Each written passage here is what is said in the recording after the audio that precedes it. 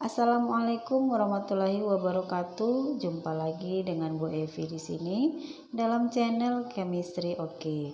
Sebelum kita mulai pembelajaran hari ini, silahkan kamu saksikan tayangan video berikut di tengah pandemi COVID-19.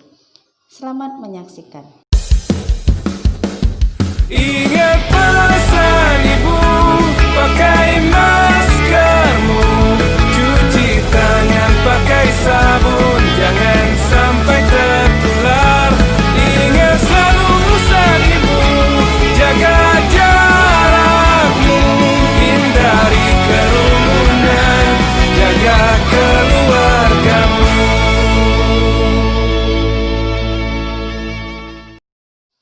Baik, pertemuan kita kali ini membahas mengenai lanjutan dari sistem periodik unsur.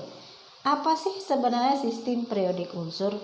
Suatu tabel yang berisi identitas unsur-unsur yang kita kemas secara berkala. Secara berkala artinya berulang dalam bentuk pengulangan periode dan golongan. Apa dasar penyusunannya? Dasar penyusunannya adalah berdasarkan kemiripan sifat-sifat unsurnya. Hal ini kita tuangkan atau kita bahas lebih lanjut mengenai tabel sistem periodik yang terakhir, yaitu yang modern, karena itulah yang kita pakai sampai dengan saat ini. Nah, seperti apa tampilan dari sistem periodik modern atau sistem periodik yang kita pakai sampai saat ini? Kira-kira seperti inilah model tampilannya. Kamu bisa lihat beberapa tampilan tabel-tabel periodik, itu susunan unsur-unsurnya akan sama. Bagaimana penyusunan unsur-unsur itu? Susunannya semuanya akan sama. Unsur hidrogen, terus di bawahnya nanti ada unsur litium, kamu bisa lihat sebelah kiri, nanti di bawahnya ada unsur natrium, dan seterusnya. Nah, kita akan bahas mengenai tabel sistem periodik ini secara mendalam. Apa-apa saja itu yang disebut dengan golongan atau bagaimana penentuan golongan dan bagaimana penentuan periodenya. Kita akan bahas. Baik, sekarang kita bahas yang pertama, yaitu mengenai periode terlebih dahulu. Dalam tabel sistem periodik, yang disebut periode adalah dari kiri ke kanan, atau kita katakan dengan lajur horizontal. Dalam tabel periodik modern, periode ada sebanyak 7. Kamu bisa lihat dari kiri ke kanan itu berakhir pada angka 7. Mungkin lebih jelas kamu boleh punya tabel periodik sendiri, bisa dibeli untuk lembaran atau dibalik dari buku paket kamu sendiri, sampul bagian dalam itu ibu rasa ada di sana. Contoh dari tabel periodik modern. Baik, kita lanjut. Untuk tabel periodik modern, yang namanya periode atau nomor periode itu menyatakan jumlah kulit atom. Contohnya misalnya hidrogen, periode pertama berarti kulitnya 1. Litium, periode kedua kulitnya 2. Demikian seterusnya. Berikutnya adalah golongan. Golongan itu dari atas ke bawah, atau dengan kata lain pada lajur atau kolom vertikal, itu kita sebut dengan golongan. Ada literatur yang mengatakan golongan dimulai dari golongan 1 dari sebelah kiri sampai ke kanan menggunakan angka golongan 1, 2, 3 sampai dengan golongan 18. Ada juga yang membedakan golongan A dan golongan B. Tidak masalah, sama saja. Mau pakai konsep golongan 1A, pakai A dan B, ataupun konsep bilangan dari 1 sampai 18. Tidak jadi masalah, ya. Nah, golongan ini menyatakan jumlah elektron valensi atau menyatakan jumlah elektron di kulit terluarnya. Berapa golongannya, maka begitu juga lah jumlah dari elektron yang berada pada kulit terluarnya. Misalkan hidrogen berada pada golongan 1A atau golongan 1, maka elektron valensinya juga sebanyak 1. Sedangkan yang ketiga, ada yang kita sebut dengan golongan lantanida dan aktinida. Itu yang berada pada 2 baris paling bawah. Sebenarnya lantanida dan aktinida itu sambungan dari periode 6 dan periode 7. Kamu bisa lihat unsur pertama dari golongan lantanida itu dimulai dari unsur bernomor atom 56. Nah, disinilah kuncinya penyusunan sistem periodik modern didasari kemiripan sifat dimulai dari urutan nomor atom.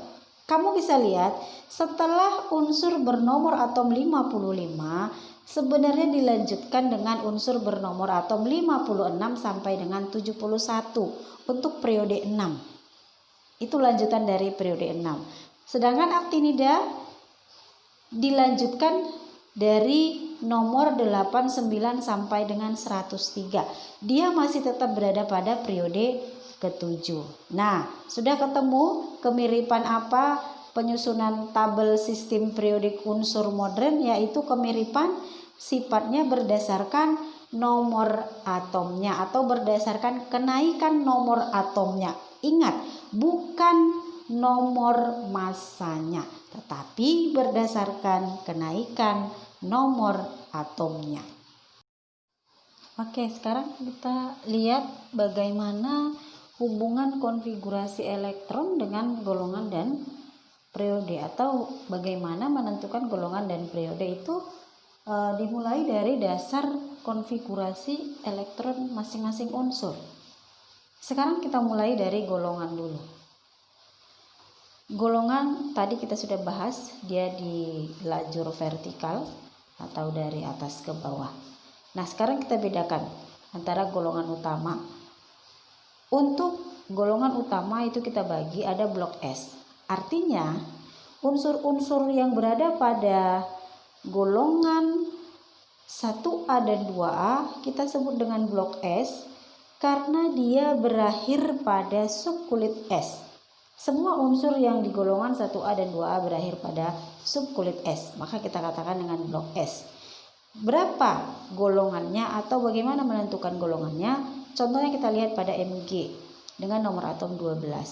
Berakhir pada 3S2. Nah, 2 yang di atas itulah yang menyatakan golongan unsur tersebut. Berikutnya untuk blok P. Blok P itu dari golongan 3A sampai dengan 8A.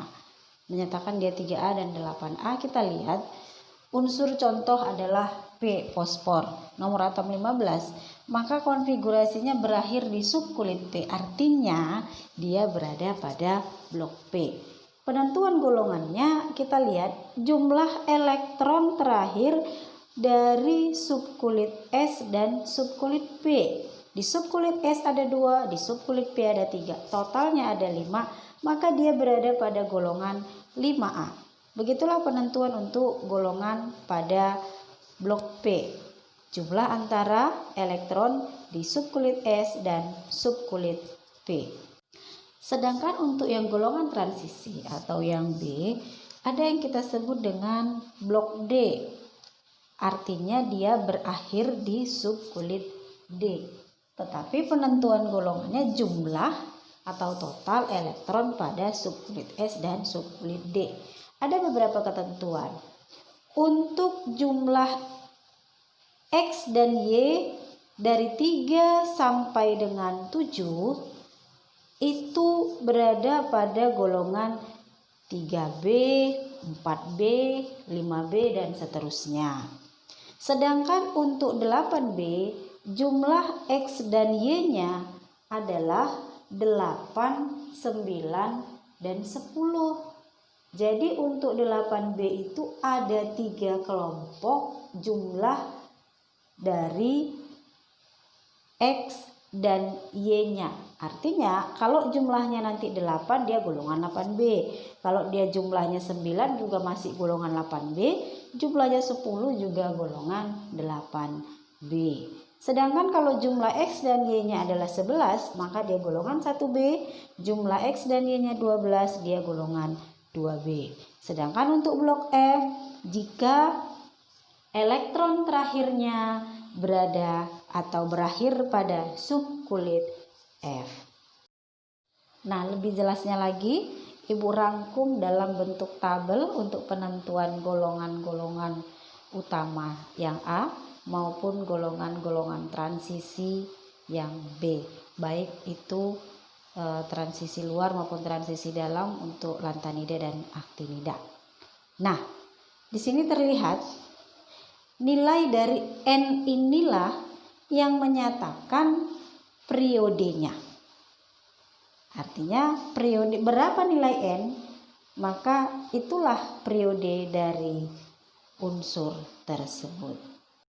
Kita lihat contoh, misalkan Mg tadi dengan nomor atom 12, maka konfigurasi elektronnya adalah 1s2, 2s2, 2p6, 3s2. Dia berakhir pada 3s2. Maka nilai N terbesar adalah 3.